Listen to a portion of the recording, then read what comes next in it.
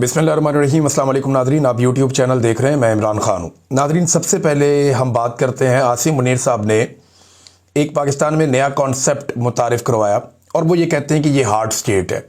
पाकिस्तान को hard state बनाना है। जो एक सॉफ्ट स्टेट का इमेज है पाकिस्तान का, वो ख़त्म करना है। हार्ड स्टेट पाकिस्तान को बनाना है। हार्ड स्टेट एक्चुअली होती क्या है, इसके ऊपर किसी ने गौर ही नहीं किया, और सिर्फ क्योंकि वो आर्मी चीफ ने बात की है तो हर बंदे ने वो बात करना शुरू कर दी। तो इमरान खान साहब क्योंकि लीडर हैं, उन तक ये बात पहुंची जेल में, तो अब उन्होंने जेल से बताया कि एक्चुअली हार्ड स्टेट होती क्या है और आसिम मुनीर साहब क्या कह रहे हैं। देखिए, तो पॉलिटिकल लीडर तय करेंगे ना कि पाकिस्तान को किस सिमत में चलना है। कोई आर्मी चीफ तो नहीं कह सकता कि हार्ड स्टेट बनाओ या सॉफ्ट स्टेट बनाओ, उसका लेना देना कोई नहीं है। आर्मी चीफ ने आना है, उसने अपनी नौकरी करनी है, उसको बताया जाएगा कि इनको मारो इनको छोड़ो, उसको वो करना है। बॉर्डर पे फलां मुल्क के ऊपर हमला करना है, ये उसको करना पड़ेगा।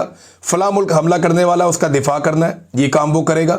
और जहां उसे मदद के लिए बुलाया जाएगा, वो मदद करने के लिए हरदम तैयार होगा। ये आर्मी चीफ का रोल है। Army chief can never decide कि पाकिस्तान या कोई भी मुल्क जो है वो हार्ड स्टेट होगा या सॉफ्ट स्टेट होगा। लेकिन पाकिस्तान में क्योंकि बहुत हिम्मत बढ़ गई है बहुत सारे लोगों की, और आर्मी चीफ के पास इख्तियारात और ताकत इतनी ज़्यादा होती है कि उन्हें ये लगना शुरू हो जाता है कि वो अन्नदाता हैं। उन्हें लगना शुरू हो जाता है कि उनका सिक्का चलता है, जो फैसला करेंगे मुल्क वैसे चलेगा। प्रैक्टिकली होता भी है, लेकिन आइन में नहीं लिखा हुआ, आइन में इसकी गुंजाइश नहीं है। अब एक लीडर है, उसने जवाब दिया जेल से बैठकर, और ये इमरान खान ही जवाब दे सकते थे, और तो किसी में जरूरत है नहीं। इमरान खान ने कहा कि आसिम मुनीर की जानिब से पाकिस्तान में हार्ड स्टेट का जो तसव्वुर फरोग देने की कोशिश की जा रही है वो बिल्कुल गलत है। हार्ड स्टेट का असल मतलब यह है कि ऐसी रियासत जहां आइन की बालादस्ती हो, कानून की अमलदारी हो, अदल और इंसाफ का निज़ाम हो और जमहूरी आज़ादी हो, जहां ज़ाती मफाद नहीं बल्कि मुल्क और कौम का मफाद मुकद्दम हो, वो होती है हार्ड स्टेट। यानी कानून के साथ हार्ड स्टेट बनती है ना। बड़ा जुर्म करे फिर भी वही कानून, छोटा जुर्म करे फिर भी वही कानून, ताकतवर जुर्म करे फिर भी वही कानून, कमज़ोर जुर्म करे फिर भी वही कानून, और कानून सबके ऊपर लागू होता है। हार्ड स्टेट में जो है वो इंसाफ होता है, इंसाफ की फराहमी होती है। वो फेस नहीं देखते, वो केस देखते हैं। वो ये नहीं देखते कि इसके एस्टेब्लिशमेंट के साथ अच्छे ताल्लुकात हैं, आजकल जूते पॉलिश कर रहा है, उठाओ वजीर आजम बना दो। वो ये नहीं देखते। ये जनाब सहाफ़ी सख्त बात कर रहा है या इसकी बात पसंद नहीं आ रही है एस्टेब्लिशमेंट को, निकालो इसको, इसके अकाउंट भी बंद करो, जेलों में भरो इनको। तो हार्ड स्टेट का और जो सॉफ्ट स्टेट का एक जो बिल्कुल एक गलत किस्म का इमेज बनाने की कोशिश की गई। इमरान खान साहब कह रहे हैं कि जनाब हार्ड स्टेट वो होती है जहां आइन की बालादस्ती हो, कानून की अमलदारी हो, अदल और इंसाफ का निज़ाम हो, जमहूरी आज़ादी हो, ज़ाती मफाद नहीं बल्कि मुल्क व कौम का मफाद मुकद्दम हो। जबकि आसिम मुनीर की हार्ड स्टेट से मुराद कैसी रियासत है, ये इमरान खान साहब बता रहे हैं कि आसिम मुनीर की हार्ड स्टेट से मुराद ऐसी रियासत है जहां जमहूरियत के तमाम सतूनों को कुचल कर आसिम ला नाफिज हो। याद रखें, अवाम की ताईद और हमायत के बगैर किसी भी मुल्क में हार्ड स्टेट का क़याम नामुमकिन है। जो मुजालिम आसिम लॉ के तहत ढाए जा रहे हैं, इनसे रियासत हार्ड स्टेट नहीं बल्कि इसकी जड़ें मजीद कमज़ोर हो रही हैं। 26 नवंबर और मुरीदके की तरह अपनी ही फौज, रेंजर्स और पुलिस के ज़रिए अपनी ही अवाम पर गोलियां बरसाने से कोई रियासत मजबूत नहीं हो सकती। ये इमरान खान साहब ने हार्ड एंड सॉफ्ट स्टेट के बारे में बताया कि जनाब बंदे मारने से कोई हार्ड स्टेट नहीं होती, लॉ एंड ऑर्डर के साथ होती है, रूल ऑफ लॉ के साथ होती है, सेलेक्टिव जस्टिस के साथ कोई हार्ड स्टेट नहीं होती। फिर इमरान खान साहब ने बताया कि खैबर पख्तूनख्वा के अवाम ने तहरीक इंसाफ को भरपूर मैंडेट दिया। इस मैंडेट के तहत ये मेरा आइनी और जमहूरी हक है कि सूबे की पॉलिसियाँ खुद मुरतब करूँ, क्योंकि मैं बराह रास्त अवाम को जवाबदेह हूँ। वज़ीर आला खैबर पख्तूनख्वा सुहेल अफरीदी का भी यही हक है कि वो मेरे साथ मुशावरत से सूबे में इन पॉलिसियों का निफाज यकीनी बनाए जिनके लिए अवाम ने हम पर एतमाद करके वोट दिया है। तहरीक इंसाफ के दौरे हुकूमत में बेहतर पॉलिसियों के बायस खैबर पख्तूनख्वा समेत मुल्क भर में अमन कायम हुआ, मगर रजीम चेंज के बाद से हालात मुसलसल बिगड़ते जा रहे हैं। मैं 3 साल से मुसलसल कहता आया हूं कि हमें दानिशमंदी और दूर अंदेशी का मुजाहरा करते हुए अफगानिस्तान के साथ पुरअमन अंदाज में मामलात आगे बढ़ाने चाहिए। अफगानिस्तान से कशीदा सूरत हाल नहायत तशवीशनाक है। नफरत और तसादुम किसी के मफाद में नहीं। अवाम के हकीकी नुमाइंदों की बनाई हुई पॉलिसियाँ ही दहशतगर्दी का देर पा हल निकाल सकती हैं। मेरे खिलाफ कायम झूठे और बेबुनियाद मुकदमात को जानबूझकर लटकाया जा रहा है। अलकादर ट्रस्ट केस में गुज़िश्ता 10 माह से इंसाफ का कत्ल हो रहा है। मुश्किल से 10 माह बाद केस की समाअत की तारीख मिली है, मगर जमानत का फैसला ताहाल ताखीर का शिकार है। मैं तरीके इंसाफ के तमाम सियासी कायदीन और अरकान असम्बली और वकला को हदायत देता हूँ कि अब से मेरे तमाम केसेस की अदालती कार्रवाइयों में बाकायदगी से शिरकत करें। देखिए, गंडापुर साहब के दौर में ये हो नहीं पा रहा था। ये मिर्जा अफरीदी के फार्म हाउस पे लाहौर में तो पहुंच गए, लेकिन अडियाला जेल नहीं पहुंच पाए। बहुत प्रेशर था उन पे एस्टेब्लिशमेंट का। लेकिन अब इमरान खान साहब ने वजाहत के साथ कह दिया कि अदालत के अंदर तो सारे जाएं मेरे केसों के मामलात में, MNAs, MPAs, सेनेटर्स, जो अरकान असम्बली हैं वो भी, और जो वकला हैं वो भी, और सियासी कायदीन हैं वो भी, समाअत के मौके पर अदालत में मौजूद रहे और इंसाफ के हसूल तक अपनी मौजूदगी बरकरार रखें। ओपन कोर्ट के केसेस में शिरकत आपका कानूनी और जमहूरी हक है। तहरीक इंसाफ के दौरे हुकूमत में नवाज शरीफ को जेल में रोजाना कसीर तादाद में सियासी रहनुमाओं से मुलाकात की इजाजत थी। मैंने इसकी एवरेज निकाली थी, उस दौर में 22 बंदा पर डे निकली थी। यानी नवाज शरीफ की जो टोटल मुलाकातें हैं उनको जब डिवाइड किया गया उनके टोटल दिनों के ऊपर, जितना अरसा वो जेल में रहे, तो 22 मुलाकातें फी दिन थी। टका के मियाँ साहब की मुलाकातें होती थी, जब दिल करे तब होती थी। बड़ी तादाद में कारकुन आते थे, सुबह सुबह उन्हें लिस्ट दी जाती थी। मियाँ साहब उस लिस्ट के अंदर से फाइनल करते थे आज मैंने किसको मिलना और किसको नहीं मिलना। मियाँ साहब की तो मौजें थी बड़ी कमाल किस्म की। और वो जेल में ऐसे ही इसमें नहीं थे, वो उनका एक अलग क्लास थी। एक जेल के अंदर ही कोठियाँ बनी होती हैं, उनमें से एक मियाँ साहब को मिली हुई थी। वहाँ पे उनके साथ जो है उनके खिदमतगार भी थे, उनके मुआलिज भी थे, वहाँ उनके साथ उनके जो फिजियोथेरेपिस्ट हैं वो भी थे, अपना एक खाना पकाने वाला पूरा निज़ाम सारा कुछ था, और घर से खाना आता था। तो ठंडा गर्म करने वाला निज़ाम भी मियाँ साहब के पास पूरा मौजूद था वहाँ पे जेल में। AC वेसी ये वो सब हर चीज़ थी। फैमिली को बिला रोक टोक रसाई हासिल थी, इमरान खान बता रहे हैं, बल्कि जेल में दावतों तक का एहतमाम किया जाता था। इसके बरक्स आज मुझे मुकम्मल तन्हाई में रखा जा रहा है। इससे बड़ी सियासी इंतकाम की मिसाल पाकिस्तान की तारीख में नहीं मिलती। मुझे जेल मैनुअल के मुताबिक बुनियादी सहूलियात फराम नहीं की जा रही। पिछले 10 महीनों में सिर्फ एक बार मेरे बेटों से बात करवाई गई, वो भी 3-3 मिनट के 2 मुख्तसर वक्फों से। मुझे ना सिर्फ बुनियादी इंसानी हुकूक से महरूम रखा जा रहा है, बल्कि बतौर पार्टी लीडर अपने सियासी वर्कर से मुलाकात की इजाज़त भी नहीं दी जा रही। वकला, सियासी रफ़का और अहले खाना से मुलाकात में भी मुसलसल रुकावटें डाली जा रही हैं। ये सरासर बुनियादी और कानूनी हकूक़ की खिलाफ वर्जी है। ये इमरान खान साहब ने जनाब जेल से पैगाम भेजा। ये पैगाम मैंने आपके सामने रखा। अब नाज़रीन, एक और इम्पॉर्टेंट चीज़ है, वो भी मैं आपके साथ शेयर करता हूँ। राना सनाउल्लाह साहब ने स्टेटमेंट दिया और वो ये कहते हैं, जनाब क्या ज़रूरत है इमरान खान को सुहेल अफरीदी से मिलवाने की। मामला ये है कि इस वक्त निज़ाम कोशिश कर रहा है कि वज़ीर आला सुहेल अफरीदी की इमरान खान साहब से मुलाकात ना हो। जब तक एक्सटेंशन नहीं हो जाती तब तक तो बिल्कुल ना हो। मामला वो क्लियर हो जाए तो फिर बेशक मिलवा दें, क्योंकि इमरान खान साहब कोई एहतजाजी तहरीक चलाने का या कोई हैवी किस्म की मूवमेंट का, कोई मोमेंटम बनाने का वो भी कह सकते हैं, ऑर्डर दे सकते हैं। तो मुलाकात ना करवाने में क्या हर्ज है, ये कहा राना सनाउल्लाह ने। कहाँ लिखा है कि वज़ीर आला की लीडर से मुलाकात करवानी चाहिए? जेल रूल्स में एक ही बात लिखी है कि कैद शख्स से उसके करीबी रिश्तेदारों और वकील से मुलाकात करवाई जाए। राना सनाउल्लाह साहब ने यह कहा। अब जेल रूल्स के अंदर लिखा है, ये रूल नंबर 92 है, ये पढ़ना चाहिए राना साहब को। वकला, फैमिली, रफ़का, दोस्त, लीगल एडवाइज़र मिल सकते हैं। हालांकि रूल्स 1978 में बनाए गए।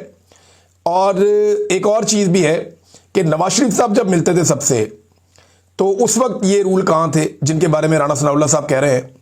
तो मुझे हैरत होती है कि इन लोगों को याद नहीं है कि ये पहले भी जेलों में रह चुके हैं, और इन्हें पता होना चाहिए कि जो कुछ इन्होंने इस पाकिस्तान के साथ कर दिया है, इन्हें दोबारा भी जेलों में जाना पड़ेगा।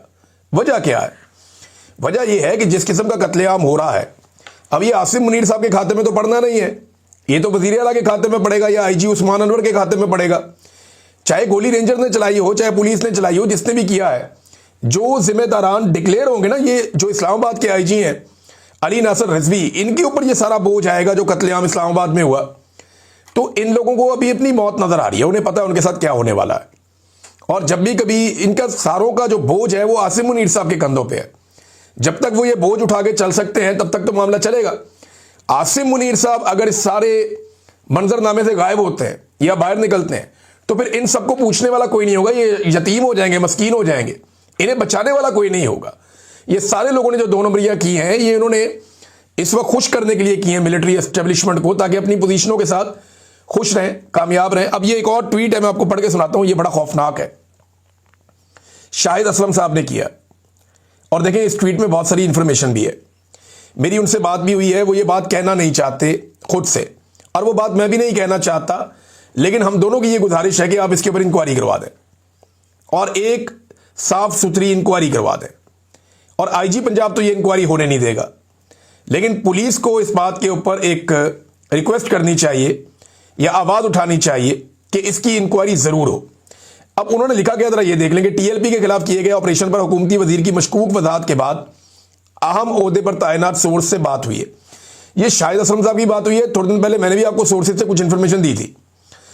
अच्छा, वो ये कहते हैं कि जिस शिद्दत पसंद जमात के खिलाफ किए गए ऑपरेशन के मुतालिक इस बातचीत में परेशान कुन और खौफनाक मालूमात मिल रही हैं। खौफनाक मालूमात और परेशान कुन। मेरे पास भी इसी तरह की मालूमात है कि कत्लेआम हुआ है बड़े पैमाने पर। चंद एक सवाल गौर तलब है, ऑपरेशन पुलिस ने किया या रेंजर्स ने, या दोनों की मुश्तरका कार्रवाई थी? अच्छा, मेरे साथ जो पुलिस वालों ने इक्का दुक्का ने मेरे सोर्स से बात की, उन्होंने कहा जी पुलिस ने गोली नहीं चलाई, ये गोली लॉ इन्फोर्समेंट दूसरी इदारों ने चलाई है। उन्होंने रेंजर्स का नाम तो नहीं लिया, लेकिन उन्होंने कहा, जो मेरे सोर्स ने बताया, उन्होंने कहा जी पुलिस ने गोली नहीं चलाई। हाँ, एक आधे बंदे ने कहा कि वहां रेंजर्स गोली चला रही थी। शिद्दत पसंद जमात से कौन सा असला, बंदूकें और पिस्तौल और गोलियां बरामद हुए, ये भी इन्होंने सवाल उठाया। एसएचओ को लगने वाली गोलियां कौन सी थी, किस बंदूक से निकली थी?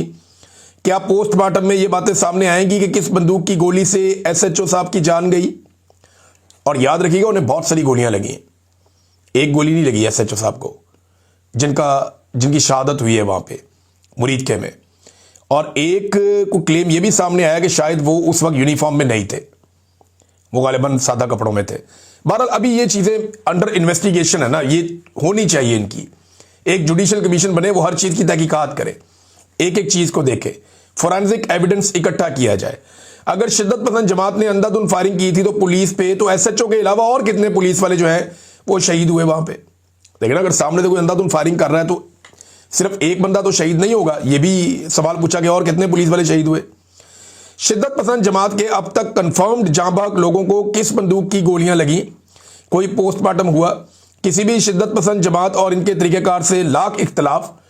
टीएलपी ने पहले भी लोगों का जीना मुश्किल कर दिया था, पुलिस पर हमले भी किए थे, लेकिन गोली से हलाकतों का मामला यहां पहली मरतबा सामने आया है। इसलिए हकायक का खोज लगाना चाहिए कि अपने ही लोगों पर सीधी फायरिंग क्या एक न्यू नॉर्मल तो नहीं बनाया जा रहा कि एक मामूल बना दिया कि मारो अपने लोगों को भी गोलियां? क्योंकि देखिए टीएलपी ने लोगों को बहुत मारा है माफी में, डंडों से, सोटों से, कत्लेआम भी हुआ। कई जनूनियों ने जो कत्ल किए हैं टीएलपी ने उसको ओन भी किया, लेकिन गोलियां नहीं चलाई। इससे पहले हमने ये नहीं देखा कि गोलियां मार रहे हैं लोगों को। यहां पे पहली मरतबा ये क्लेम सामने आया, इसकी जुडिशियल इंक्वायरी होनी चाहिए, पता चलना चाहिए। बहरहाल मुफ्ती मुनीब ने मुलाकात की है और मुलाकात के बाद मुफ्ती मुनीब साहब अब ठंड प्रोग्राम करने की कोशिश करेंगे।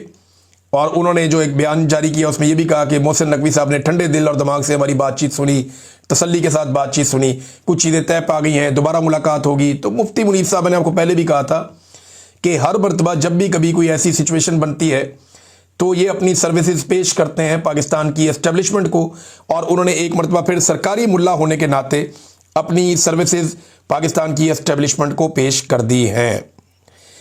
अब नादरीन, एक मरियम नवाज साहब फिर पकड़ी गई एक मरतबा। इनको पता नहीं क्या अजीबोगरीब आदत है, ये कोई ना कोई ऐसी हरकत कर देते हैं कि उसके थोड़े अरसे के बाद पकड़े जाते हैं। हाल ही में इन लोगों ने रौला डाल दिया, शोर मचा दिया कि जनाब मरियम नवाज ने बहुत बड़ा कारनामा कर दिया और इंपीरियल कॉलेज है लंदन का, उसका कैंपस जो है वो पहुंच रहा है यहाँ पे लाहौर में, नवाज शरीफ आईटी सिटी में इंपीरियल कॉलेज लंदन का कैंपस बनेगा, जिसमें 300 बेड का जदीद तरीन अस्पताल भी बनाया जाएगा, जिसका संगे बुनियाद नवंबर में रखा जाएगा। और ये वज़ीर आला मरियम नवाज की ज़ेर सदर इजलास के अंदर बताया गया। मरियम औरंगजेब ने इसको ट्वीट किया, पीएमएलएन ने इसको प्रमोट किया, मीडिया पे लोगों ने इसके ऊपर रौले डाल दिए। जब हर तरफ शोर मच गया तो उसके बाद जनाब लंदन से खबर आती है और वहां से इसकी तरदीद की जाती है। यानी ये अब मुतअद्दिद जगहों पे छप चुकी है तरदीद, और मरियम नवाज साहबा और उनका झूठ और उनकी टिकटॉकर टीम जो है उसका झूठ एक मरतबा फिर पकड़ा गया। जैसे एक दौर में इनका कैलेबरी फॉन्ट पकड़ा गया था। तो अब जनाब झूठ का कोई अवार्ड हो तो इनको दे दें आप, और अगर खुशामद का कोई अवार्ड हो तो शहबाज शरीफ को दे दें आप। 19 अक्टूबर को इन्होंने जनाब बड़े ढोल बजाए और बड़ा रोला डाला कि जनाब हमने ये कर दिया है और हम ये करने जा रहे हैं कि इंपीरियल कॉलेज लंदन लाहौर में अपना अस्पताल और कैंपस बनाने जा रहा है, और टका के इन्होंने इश्तिहारबाजी कर दी इसके ऊपर। लेकिन जब पाकिस्तानियों ने रब्ता किया वहाँ डॉक्टरों से इंपीरियल कॉलेज में बराह रास्त, तो वो सारे हैरान थे। उन्होंने कहा जी ये कब हुआ, ये खबर तो हमने कभी सुनी नहीं। उन्होंने वहाँ से ये क्लेम कर लिया। तो इस तरह ये मामला खुल गया और समझ से बाहर है मेरी कि जनाब इनको इतनी जल्दी क्या होती है नाचने गाने की और झूठ बोलने की, इनको आदत क्यों है। देखिए अगर तो बन रहा है तो वहाँ से खबर आ जाती है ना। अभी बहुत सारी जगहों पे ये खबर आ रही है। ये शहजाद अकबर ने ये खबर कंफर्म की है, मैं उनकी तरफ से बता रहा हूँ, मैंने ज़ाती तौर पे पता नहीं किया। और इनके अलावा जो है अरसलान बलोच साहब, उन्होंने भी ये बताया, बल्कि अब ये कुछ जगहों पे छप भी गया है। 21 अक्टूबर 2025 को उनका एक स्टेटमेंट भी आ गया है कि reports that Imperial College London plans to open a campus overseas are incorrect. जनाब उनकी तो ये तरदीद भी आ गई साफ। उन्होंने कहा जी कि Imperial College has no such plans with all the universities campuses based in the UK. हमारा तो ऐसा कोई मंसूबा ही नहीं है। अब इन्होंने जनाब यहाँ खबरें चला दी, रोला डाल दिया। तो इन्होंने जैसी झूठी हुकूमत है, जैसी जाली हुकूमत है, ये हैं ही सारे जालसाज। और अब ये एक नए किस्म के प्रोपेगेंडा लॉन्च करते हैं, यानी कभी कुछ करते हैं, कभी कोई एक आधा स्कूल सजा के उसकी वीडियो लगा देते हैं। भाई यहाँ पे हज़ारों स्कूल है जिनके अंदर बेसिक फैसिलिटीज़ नहीं है। एक आधा स्कूल सजा के उसकी वीडियो लगा के रोला डाल देते हैं, जनाब ये देखें क्या ये सरकारी स्कूल लग रहा है। आप लोगों को बेवकूफ़ समझते हैं, लोग रोटी को चोची कहते हैं। यानी आप एक आधा स्कूल सजाएंगे और सजा के आप उसकी वीडियो लगाएंगे और आप ये कहेंगे कि पूरा पंजाब हमने बदल दिया है। भाई यहाँ पे हज़ारों ऐसे स्कूल हैं जहाँ पे टीचर्स नहीं हैं, बेशुमार ऐसे स्कूल हैं जहाँ पे बच्चों के लिए बेसिक फैसिलिटीज़ नहीं है, स्कूलों के अंदर बाथरूम की फैसिलिटी नहीं है, स्कूलों की छतें गिरने के इम्कानात हैं बेशुमार स्कूलों की। ये सारी रिपोर्टें आ चुकी हैं, एक दफ़ा नहीं कई मरतबा आ चुकी हैं। लेकिन झूठ इनकी घुट्टी में पड़ा, ये हमेशा झूठ बोलते हैं। नाज़रीन एक चीज़ और मैं आपके साथ शेयर करता हूँ कि हुकूमती वुज़रा ये कह रहे हैं कि सुप्रीम कोर्ट ऑफ पाकिस्तान जो है वो कुछ तरमीम को स्ट्राइक डाउन नहीं कर सकती। यानी 26वीं आईनी तरमीम जो इन्होंने की है, राना सनाउल्लाह साहब भी ये बात कर रहे थे, बाकी लोग भी कर रहे थे कि जनाब क्योंकि पार्लियामेंट ने एक तरमीम कर ली है, लिहाजा सुप्रीम कोर्ट ऑफ पाकिस्तान जो है वो उसको ख़त्म नहीं कर सकती। ये अब इस वक्त की हुकूमत कह रही है। लेकिन मैं इसी हुकूमत को याद दिलाऊं कि जब हकीम सईद का कत्ल हुआ था और 1999 में, 90 की दहाई के आखिर में, हकीम सईद के कत्ल के बाद इन्होंने, नून लीग वालों ने एक कानून बनाया था दहशतगर्दी का, बड़ा खौफनाक कानून बनाया था। अगर वो कानून सुप्रीम कोर्ट ऑफ पाकिस्तान उस वक्त ख़त्म ना करती तो नवाज शरीफ को और उसके साथियों को तैयारा साजिश केस में फांसियां हो जाती, और ये शाहिद खाकान अब्बासी साहब ने तस्लीम भी किया। तो सुप्रीम कोर्ट ऑफ पाकिस्तान पहले भी स्ट्राइक डाउन कर चुकी है, कवानीन को ख़त्म कर चुकी है। आइंदा भी उनके पास ये इख्तियार रहेगा, क्योंकि आइन की तशरीह का जो इख्तियार है वो सुप्रीम कोर्ट ऑफ पाकिस्तान के पास है। और अगर माजी में सुप्रीम कोर्ट ने ये पावर एक्सरसाइज ना की होती तो नवाज शरीफ और उनके साथियों को तैयारा साजिश केस में फांसियां लग जाती। लिहाजा अब सुप्रीम कोर्ट के पास उसी तरह एक इख्तियार मौजूद है। देखना यह है कि सुप्रीम कोर्ट उस इख्तियार को इस्तेमाल करती है या नहीं करती। नाज़रीन डोनाल्ड ट्रंप के कुछ स्टेटमेंट आ रहे हैं। उन्होंने कहा जी भारत अब रशिया से उतना तेल नहीं खरीदेगा, कम तेल खरीदेगा। दूसरा, मैंने इंडियन प्राइम मिनिस्टर को कहा है कि पाकिस्तान के साथ कोई जंग वंग नहीं करनी, कोई बदतमीजी नहीं करनी पाकिस्तान के साथ। और डोनाल्ड ट्रंप ने यह भी कहा कि 8 जंगें मैंने रोक दी हैं तो कोई एक आधी जंग और भी होने वाली है। अब ये इशारा किस तरफ है? मेरे ख्याल में पाकिस्तान और अफगानिस्तान की तरफ है शायद, कि ट्रंप को लगता है कि ये जंग हो जाएगी तो फिर मैं इस जंग को भी रोकूंगा, एक हुक्म जारी करूंगा और वो जंग रुक जाएगी और मुझे क्रेडिट मिल जाएगा कि मैंने 8 नहीं 9 जंगें रोक दी हैं। नाज़रीन इस व्लॉग में अब तक के लिए इतना ही। अपना ख्याल रखिएगा, अपने इस चैनल का भी। अल्लाह हाफिज़।